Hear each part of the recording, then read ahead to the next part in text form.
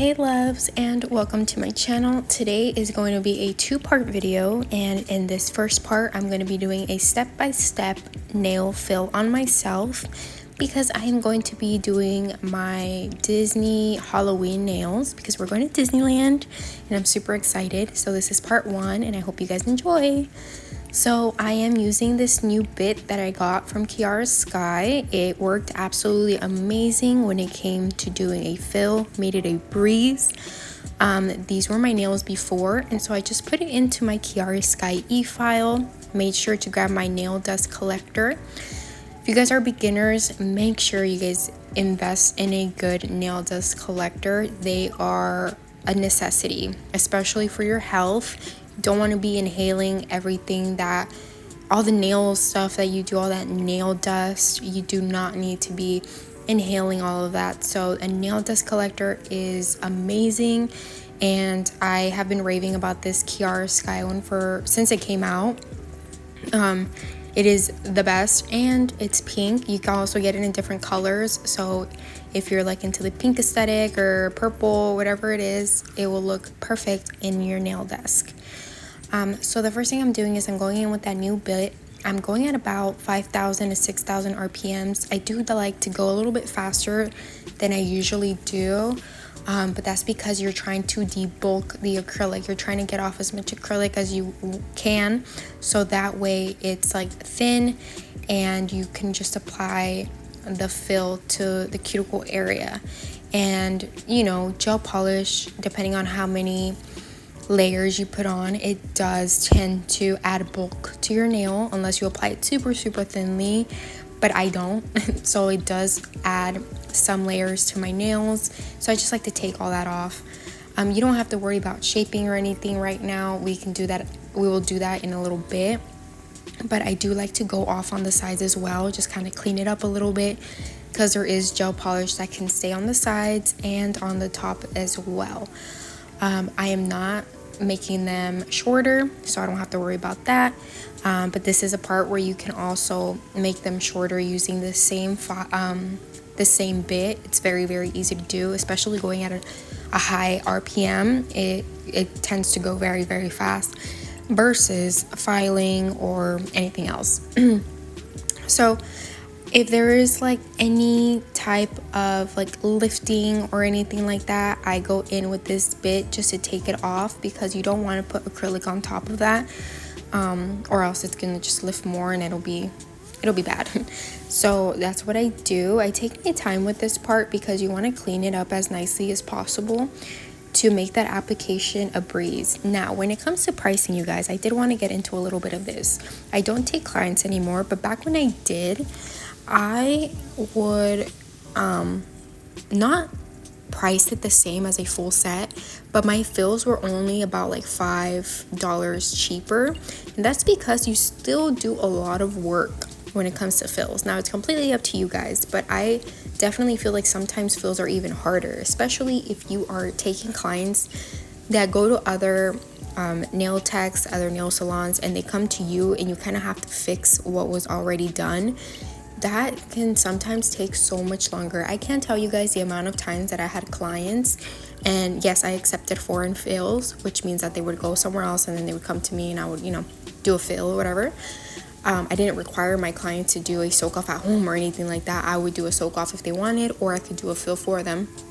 But I can't tell you guys the amount of times that I would do a soak off on a foreign like nail set. The amount of MMA that was used, I mean, I can't even tell you guys. And from a lot of different places, like they weren't from like the same nail tech or from the same nail salon. No, a lot of people would have MMA on their nails and they had no idea. So I would have to explain to them and educate them on, like, you know, this, you know, how bad MMA is versus EMA, and it might be a little bit pricier, but it's, you know, I would just explain to them. But you explain to them also because it might look like you're a nail tech that takes a long time. When you soak off MMA, it takes so long. I mean, it's sticky, it's gooey, it just doesn't flake off as EMA would. So when you're taking off those nails, it just makes it look like you're taking your sweet time, you know, you're taking forever. It would take me almost an hour sometimes to soak off a nail set when MMA was used. So you have to educate your client as well to, one, be aware of MMA being used, but also, you know, how bad it is in the long run. But what I'm saying is always use high quality products. I have never in my life even experienced MMA. I mean, I would never do that. So get high quality products that you're supposed to be using. EMA is the only way. You know what I mean? Like, no matter what brand it is that you're using, I always recommend either Not Polish or Chiara Sky. And I have been using Chen Legends EMA monomer for a bit now too. Like, high quality products for the health of your clients and for the longevity of your clientele. You of course want them to come back to you. So you just educate them a little bit, you know, just while you're doing their nails. Because trust me when I tell you, I started getting my nails done at 15. I knew I wanted to do nails, like all this stuff, but I didn't do much research on it, and I had no idea about EMA, MMA, like none of that stuff. So I can't even tell you the amount of shops that I have gone to, and when I would get a like a soak off, the amount of times that EMA was used, I can't even count no more. So it's always good to know. And yeah, so I am removing all of the gel polish. I'm still working on that. I really wanted to make this video very detailed for you guys so you see exactly what I'm doing and how I'm working. And I really take my time when it comes to doing fills because I don't want any lifting and I want it to look very nice and, you know, just very nice. So I'm going all over, making sure I'm getting the sides, around the cuticle area, at the very end of the nail, because I do like to apply gel polish there as well. That's just me. I know some people like to leave it without gel polish, but I like to put gel polish. And so I do have to take off a little bit of the top, but you do not want to be taking off any length. You just lightly want to go over it, so that way just the gel polish and the top coat is removed, but nothing else. Now I am grabbing a cuticle pusher and very gently pushing back my cuticles, so that way, you know, all the new growth is exposed and you don't want to have any cuticle showing or very, very thick, if you know what I mean. And so once I do that, you can go in with your cuticle nippers and remove all of that dead skin, but I like to leave it like that because I tend to like accidentally nip myself with the cuticle nippers usually. So yeah, I just skip that. And I do know that in some states you are not able to actually remove the cuticle, so make sure you guys research wherever you guys are to know like any laws that when it comes to doing nails and stuff. So now I am grabbing my mandrel bit from Chiara Sky and my fine sanding bands from Crafts by 9, and I'm going over the entire nail. I am making sure that there is no part of my natural nail that is left without having gone over with this fine sanding band, because this is key to not having lifting and for your nails to last longer. So I do this at about 2,000 RPMs or 3,000, which is the slowest setting on your e-file, whatever that may be. Sometimes e-files can go from 1, 2, or 3,000 RPM. Sometimes they don't go right at 1. They don't start right at 1. So your slowest setting might be 3,000 RPMs, just depending on which e-file you're using. So yeah, I go over the entire natural nail, and this is, I already said these were the pink fine sanding bands. I don't like to use the medium grit because I feel like it is too harsh for your natural nail and it can cause rings of fire and stuff. So fine sanding bands is the way to go. And I do this on all of the nails, of course, because next we are using my holy grail when it comes to no lifting. If you want no lifting, this coming right up is exactly the duo that y'all need. It is the Crafts by 9 Nail Dehydrator and the Not Polish 𝑥𝑥 Bond. The 𝑥𝑥 Bond is a primer, and trust me when I tell you guys, it is the best. JK, y'all. Before I do that, I'm going in with my Nail Story pink nail file. It is 80/80 grit, and I am shaping them on the sides, you know, making them very square, or for whatever shape you guys are going for, but just, you know, making it very nice and crisp. So here you go, the Holy Grail, the best combo ever. So I apply one entire coat of nail dehydrator over the entire natural nail, and then I go in with 𝑥𝑥 Bond. And for the 𝑥𝑥 Bond, I actually go in with 2 coats. So I go over from pinky to thumb on one hand, so from pinky to thumb on one hand, and then I do it once more. So I work one hand at a time when it comes to 𝑥𝑥 Bond, when it comes to primer.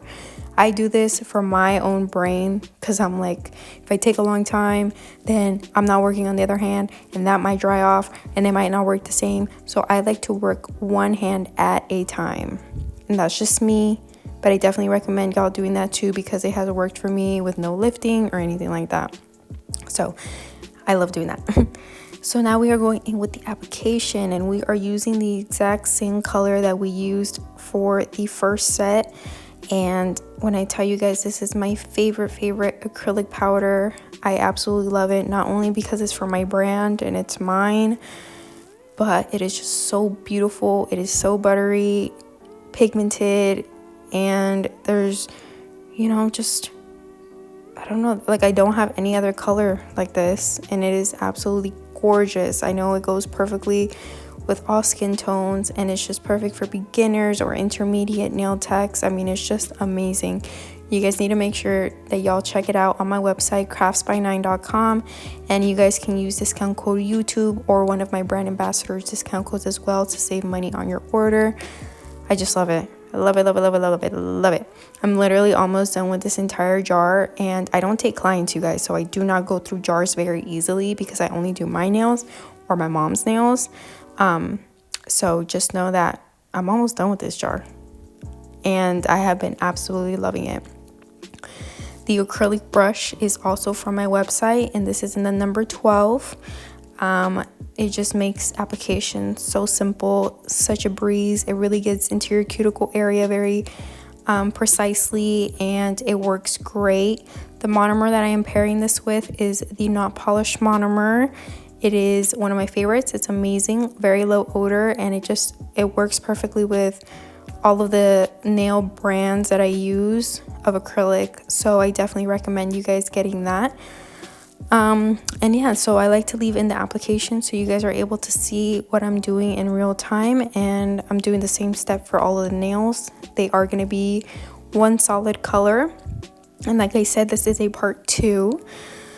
Or no, this is a 2-part series, and this is part 1. The part 2 will be up right after, so make sure you guys click the bell for notifications on my channel so you guys can get notified when I post a new video, because the second part will be me actually doing the nail art for my Disneyland nails, and they came out super cute. I definitely wanted them short, so that's what I did. But yeah, so I'm almost done with the application, you guys. I hope you guys enjoyed today's video. Make sure you guys watch the entire thing. And thank you guys so much for being here. If you haven't subscribed, please make sure to do so. And if you are subscribed, thank you guys so much for watching another video of mine. Please let me know down in the comments what videos you guys would like to see. I'm super excited to be posting Halloween sets and Thanksgiving sets and Christmas sets and all of that. So I'm super excited. Thank you guys for watching, and I'll see you in the next video. Bye, guys.